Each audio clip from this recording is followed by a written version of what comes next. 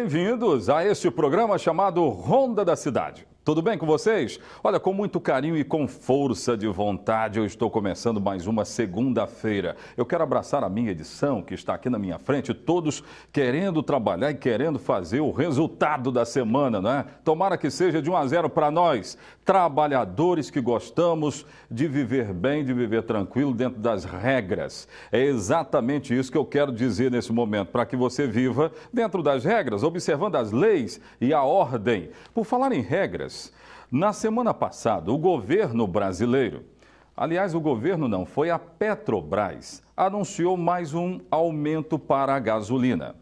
Claro que todos nós ficamos de cabelo em pé, eu com esse pouquinho de cabelo que eu tenho, quase que caiu tudo, o resto quase que caiu, porque eu preciso abastecer o meu carro, assim como vocês que estão sentados aí olhando para a minha cara, todos nós abastecemos. Mas o aumento dado pelo governo, aquele aumento que está sendo agora chamado de aumento, pelo amor de Deus, sacana, de 49 centavos aproximadamente, que o governo disse, o povo vai entender. Além desse aumento, foi dado um outro aumento e esse da Petrobras.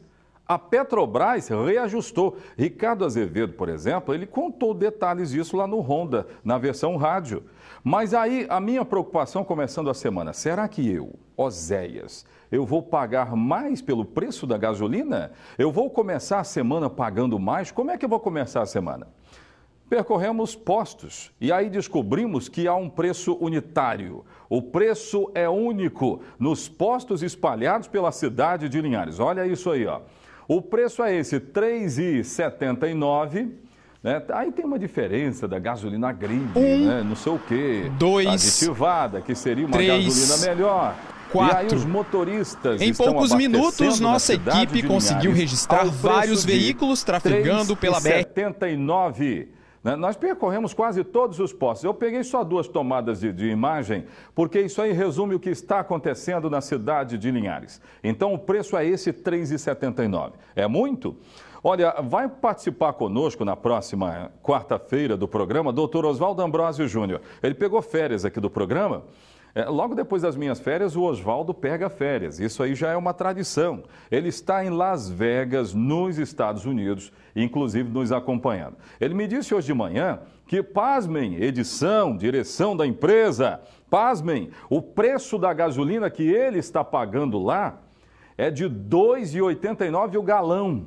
Nos Estados Unidos não é o litro, é o galão. Se não estou enganado, nesse galão tem 5 litros.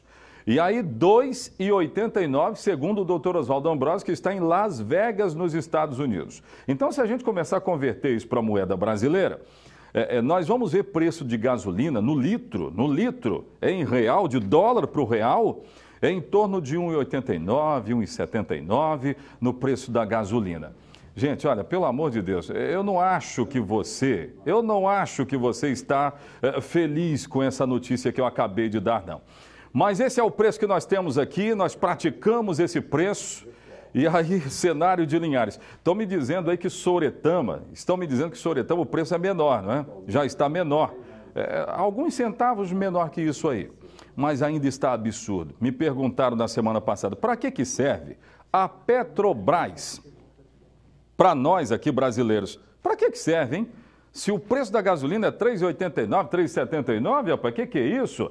E aí vem venezuelanos, bolivianos, vêm para cá e compram a gasolina a R$ 1,30, R$ 1,40. Me perguntaram isso lá no WhatsApp do programa Ronda. Absurdo, mas é verdade, isso é Brasil. É assim que começamos então, no rádio ou na TV, a notícia chega até você.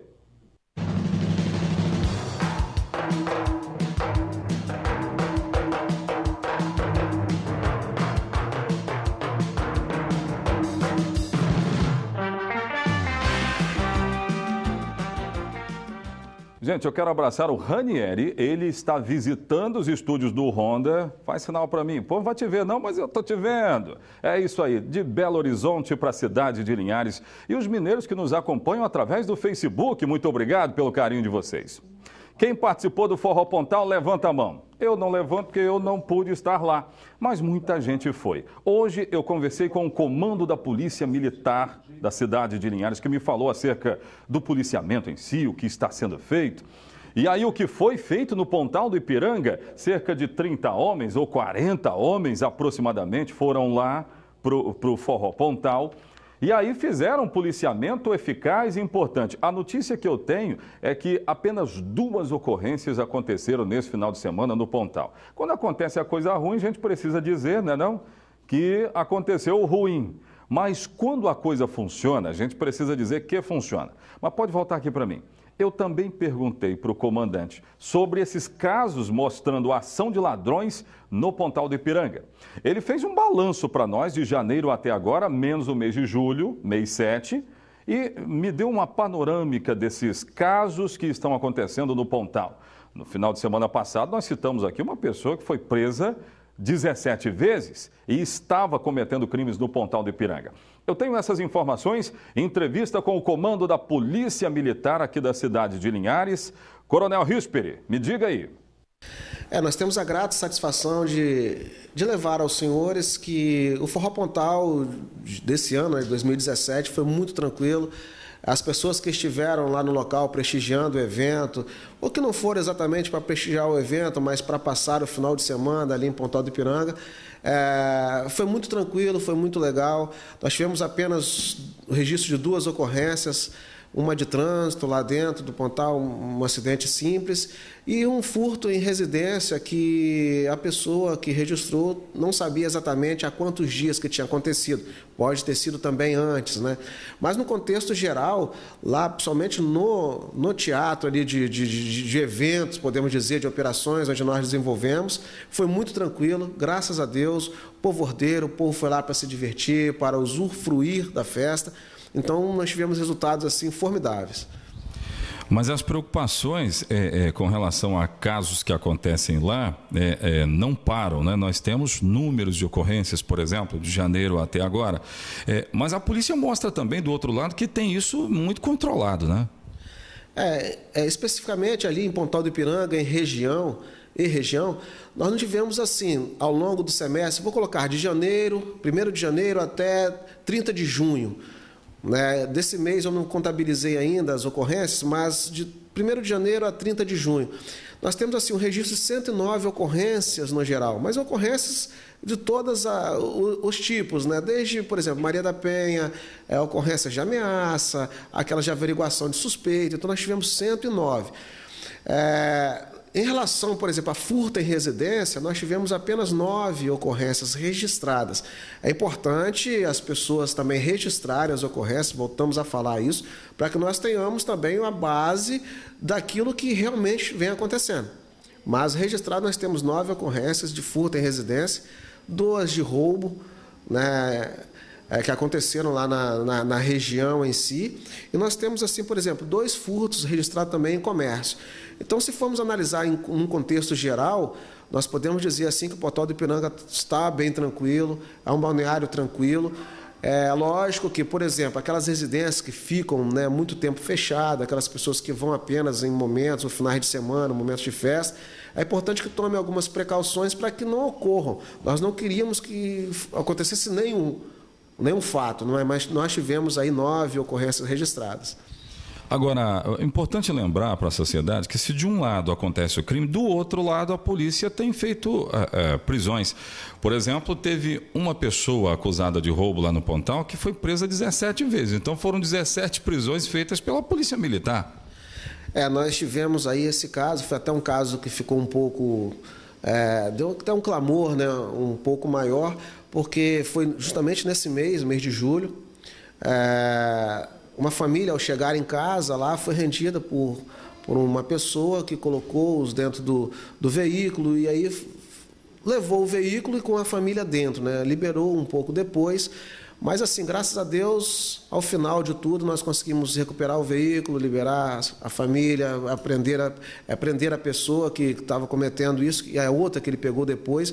E quando fomos analisar e fomos ver quem era a pessoa, nós chegamos aí, a princípio, em 11 passagens que ele já tinha, de drogas, porte de arma, furto, roubo, e depois chegando a 17 ocorrências que esse cidadão, né, um dos cidadãos, já havia cometido, quer dizer, numa reincidência, de uma forma quanto mais, em que nós aí temos que trabalhar todos os dias por causa aí dos benefícios, né, que a própria lei ela traz aí para esse tipo de pessoa.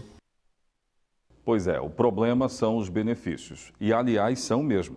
Esse cara que apareceu na imagem aí, ele já foi levado para Viana, não está mais na cidade de Linhares, estava tocando um terror danado em Linhares, interior, inclusive no Pontal do Ipiranga. Esse aí, ó, esse aí. Ele tem pelo menos 17 passagens pela polícia. Aí você está se perguntando aí na sua casa. Acredito que sim. Estou tentando te imaginar como que alguém consegue ser preso 17 vezes. E não ficou? Por que não ficou? Será que não conseguiram provar nada? Será que o inquérito que o delegado fez não é um inquérito robusto? Não foi um inquérito robusto? O que aconteceu na verdade? A população deve estar fazendo essa pergunta. Tomara que as autoridades algum dia respondam isso aí. Porque fica um negócio, né? Pô, o cara foi preso 17 vezes. E não é menor de idade, não. Olha lá a cara do sujeito. Não é menor de idade. Foi preso 17 vezes e estava tocando terror lá no Pontal do Ipiranga. Está preso, está em Viana. Gente, daqui a pouco eu vou mostrar essas imagens aqui. Coloca aí, imagem para mim de um rapaz que foi preso, acusado de estar integrando uma quadrilha de roubo de cargas em todo o estado do Espírito Santo. Às vezes somem umas cargas assim, um negócio misterioso, o cara solta uma fumacinha e some. Ninguém sabe dizer, ninguém sabe explicar o que acontece. Mas há quadrilhas especializadas de roubos de cargas em todo o estado do Espírito Santo. Só que esse rapaz está preso. Daqui a pouco eu vou mostrar essa e outras notícias do programa Ronda. Não posso jamais me esquecer de pedir para você interagir comigo nas redes sociais. Olha o número do nosso WhatsApp aqui, ó, 998 30 60 60. Aí eu quero saber o que está acontecendo aí no seu bairro, quero saber o que acontece na sua cidade. E a minha edição está me dizendo aqui o seguinte, Osés, franquie para Sooretama, para Rio Bananal, para Aracruz, para Jaguaré também. Então eu quero saber, tá tudo certo aí? Tranquilo. Parabenize. Agora, se não, bota a boca no trombone, porque essa é a única chance que nós temos. Se a gente não falar nada e os caras já não estão preocupados com a gente mesmo, a vaca vai acabar indo para o brejo. Então vamos lá, gente. 998 30 60 60. Eu vou atender a todos os seus questionamentos. O que chegar aqui no WhatsApp, eu vou atender. Ou no programa da TV, ou no programa do rádio, de segunda a sexta ao meio-dia. Eu estou em cadeia em 3 emissoras da Rede Sim. É o maior sistema de rádios do estado do Espírito Santo. Vamos falar do rapaz que foi preso porque integrava uma quadrilha de roubo de cargas que agia no Espírito Santo. Olha ele aqui, ó. Entrou já na minha tela. E não apenas aqui. Esse rapaz, ele agia também em outras partes do Brasil. Trouxe um risco muito grande para nós. Muitas cargas sendo roubadas. E aí a gente não sabia para onde que iam, né? A polícia agora sabe. Põe no ar. Guilherme Araújo do Nascimento, de 25 anos, foi preso ontem pela polícia. Ele era integrante de uma organização criminosa que roubava cargas na rodovia do Contorno, que liga os municípios de Serra e Cariacica na Grande Vitória. De acordo com o delegado que investiga o caso, os criminosos agiam sempre da mesma forma. Com a violência e grave ameaça, através de arma de fogo de grosso calibre, eles emparelhavam os caminhões com 2 veículos, retiravam o motorista, mantinham ele sobre cárcere privado e faziam o transbordo da carga. De acordo com as investigações da Delegacia de Roubo a Banco da Polícia Civil, a organização criminosa era composta por 6 integrantes e Guilherme foi o último a ser preso. Na casa dele, em Cariacica, a polícia prendeu 50 buchas de maconha, um papelote de cocaína, 10 munições de calibre 12, um celular, R$102 e diversos pares de calçados que foram roubados em um dos assaltos. Se for condenado, Guilherme pode pegar de 5 a 18 anos de prisão. Pois é. Tomara que o rigor da lei seja aplicado. E a gente não veja mais aquelas notícias de alguém foi preso 17 vezes, foi, voltou. Isso é absurdo. Olha, uma notícia de última hora que acaba de chegar. Daqui a pouco, promotores que estão cuidando do caso dos policiais militares que foram acusados de fazer greve e cometer vários outros ilícitos. Eu estou falando de acusação, atenção, isso é acusação. Os promotores vão falar hoje, não é? Na tarde desta segunda-feira, os promotores falam a respeito. Aquilo que foi apurado, as conclusões do Ministério Público vão ser relatadas na tarde dessa segunda. A semana vai ser agitada para a polícia, hein? Vai ser bastante agitada porque todos queremos saber o que é que o Ministério Público constatou acerca disso aí. É claro que o que o Ministério Público, importante dizer isso, o que o Ministério Público constata passa ainda por outras investigações, né? A esfera só está começando. Não quer dizer que haja um veredito dentro da constatação do Ministério Público, não. Que pode apresentar denúncia sim ou não. Exatamente o que vai ser dito. Recebi uma nota agora há pouco do Ministério Público falando a respeito disso. E é claro que nós vamos estar aqui acompanhando, seguramente. Gente, olha, tem fiscalização no aeroporto de Vitória, eu quero saber dessa informação. Vamos girar, na Grande Vitória eu estou no ar no Canal 20, um abraço para todos vocês. Então eu quero saber que fiscalização é essa? Põe no ar. Fiscais do Procon de Vitória, do Instituto de Pesos e Medidas e membros da Ordem dos Advogados do Brasil no Espírito Santo percorreram todos os guichês das companhias aéreas que atuam no aeroporto da capital.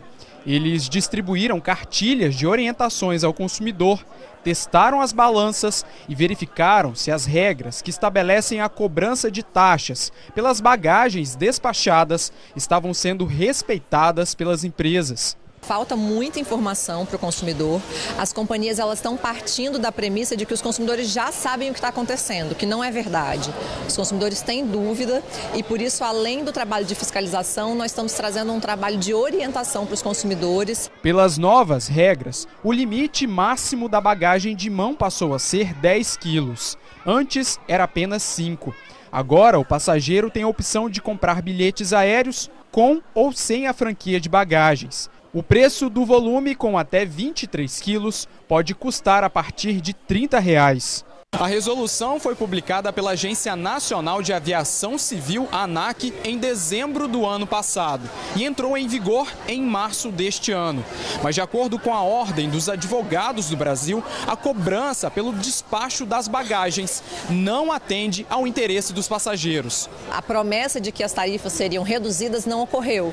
As tarifas foram mantidas ou subiram e, além disso, há a cobrança por essas bagagens. Então, nós precisamos, sim, como instituição, tomar uma postura ativa para a defesa dos direitos do consumidor. Quem se sentir lesado deve procurar a companhia aérea e formalizar uma reclamação. Ele deve registrar uma queixa formal junto à companhia aérea e ele deve ainda, de posse dessas informações, que ele não teve acesso às regras adequadas, ele pode procurar o PROCON, ele pode procurar os órgãos de defesa do consumidor, tanto o PROCON estadual quanto o PROCON municipal, para poder levar a sua queixa, para que nós saibamos exatamente qual é a dimensão do problema. E não foi difícil encontrar passageiros insatisfeitos com a cobrança. Eu acho que é um absurdo, porque a gente já paga já um valor alto de passagem, né? E ainda tem que pagar pelo acesso de bagagem, eu acho que não tem necessidade disso, né? Quando a gente tem 3 filhos, 4 filhos que tem que pagar por cada bagagem, por exemplo, quando a gente parte para a Europa, tem que pagar, tem que fazer escala, eu não acho justo. Eu acho que não pode. A passagem já é um preço bem alto, né? Se você não pega na promoção, você paga bem alto. E tem pessoas que não levam nada, né? Levam a bagagem de mão. Em compensação, tem outras que precisam levar uma quantidade maior, como é o nosso caso hoje, né? Eu não acho justo. Cada vez mais, o resumo dessa história aí é cada vez mais o dinheiro vai sumindo das mãos do povão, do consumidor, por causa de encargos, por causa de impostos, por causa de burocracias e por causa dessas coisas aí que você acabou de ver. Tomara que seja constatado pelo menos uma irregularidade nisso, não é? Daqui a pouco de volta a outras informações, nós vamos continuar girando pelo Espírito Santo. Eu volto já. Estamos de volta com o nosso programa. Gente, olha, muitas informações passam por aqui, só reiterando a notícia que eu dei agora há pouco a respeito do Ministério Público. é que os promotores vão falar ainda hoje, sobre o caso dos policiais acusados de terem feito greve. Pediram aqui para me dar o outro lado da história, né? Dessa acusação, que são os próprios policiais. Muito obrigado a quem nos recomendou aí no nosso WhatsApp. Eu estou falando disso porque já é uma denúncia pronta, eu não estou apurando nada, mas o grande detalhe é que do outro lado os policiais dizem que eles não fizeram greve, não é? E eu constatei que não havia mesmo. Tantas vezes eu fui no batalhão aqui da cidade, recebi imagens de todos os batalhões do Espírito Santo. E não havia policiais de fato em greve, não é? Mas parentes de policiais impedindo a saída deles. Isso aí foi o que houve, não é? O que nós vimos aqui. Então, aí cabe ao Ministério Público investigar para saber se teve greve, se não teve, se as irregularidades que vieram à tona, elas de fato existiram, aconteceram. É isso aí que tem que ver, não é? Mas o grande detalhe é que nós precisamos acompanhar de perto. Gente, olha, estou recebendo uma informação aqui da Lei do Farol, que completou 1 ano neste mês. E olha que o recado que eu recebo é que essa lei ajudou a reduzir os acidentes no estado do Espírito Santo. Será? Vamos saber dessa informação. Põe no ar. 1, 2, 3, 4. Em poucos minutos, nossa equipe conseguiu registrar vários veículos trafegando pela BR-101 na Serra, na região metropolitana, com um farol baixo desligado. Parece que os motoristas andam meio esquecidos. Esqueceu de ligar o farol? Esqueci, rapaz. Acabou esquecendo de ligar? Eu peguei a BR ali agora. Esqueceu de ligar o farol? Não, esqueci. Esqueceu? Esqueci. Nem sabia que estava desligado ele. Estava desligado. E a gente faz uma lixinha. Faltou atenção? Faltou atenção. O uso do farol baixo durante o dia nas rodovias federais é lei. E o motorista que esquece de usar pode ser multado. A infração é uma infração média, a pessoa arca com 4 pontos na carteira de habilitação e uma multa no valor de R$ 130,16. Mas vale ressaltar que a Polícia Rodoviária Federal, o intuito primordial não é multar a pessoa, não é penalizá-la, mas sim conscientizar para que a questão do farol é um quesito de segurança. Veio como mais um fator para nos auxiliar a reduzir o risco de acidente. De acordo com a Polícia Rodoviária Federal, em 1 ano, mais de 11 mil motoristas foram multados nas principais rodovias federais que cortam o Espírito Santo. Este número equivale a 35 multas por dia. Mesmo assim, a nova lei ajudou a reduzir o número de acidentes nas estradas. Em 2016, foram 77 acidentes de colisão frontal e 23 mortes. Este ano foram 62 colisões e 19 mortos. O atropelamento de pedestres também caiu. No ano passado foram 67. 13 pessoas morreram. Em 2017, foram registradas 63 ocorrências de atropelamentos com 9 mortes. E para quem já esqueceu a maneira correta de utilizar o farol baixo, preste atenção nessas orientações da Polícia Rodoviária Federal. O farol baixo, que é aquele obrigatório durante o dia, seria aquele segundo clique que a gente dá no carro. O primeiro clique, que é a luz de posição, e aquele farol que é mais embaixo, que é o farol de neblina, eles não são considerados, não são substitutivos do farol baixo. O que pode ser substituído pelo farol baixo é a luz de LED diurna, que alguns carros novos já vêm de fabricação. Aquela ali pode ser sim considerada substitutiva do farol baixo. Lembrando que essa luz de LED diurna, ela não é considerada farol no período noturno. Então a pessoa tem que ligar o farol baixo, que é aquele segundo cliquezinho, durante a noite. Pois é, eu estou vendo atentamente a matéria e olha como foi importante essa matéria, hein? Edição, como foi importante. Sabe por quê? Porque valeu para mim. Hoje de manhã, eu saí de casa e eu lembrei aqui, eu não liguei o farol. Então, eu também vim com o farol desligado. Então, cometi um erro. Que, na verdade, disse bem a Polícia Rodoviária, não é para multar ninguém, não é isso não. É para aumentar a segurança. E pelos números aí, seguramente ficou mostrado que, de fato, ajuda, né, a reduzir o número de acidentes. Então eu também vou redobrar minha atenção, tá bom, gente? Um abraço, Ronda volta amanhã, se o nosso sublime Deus assim permitir. Até amanhã, tchau, tchau.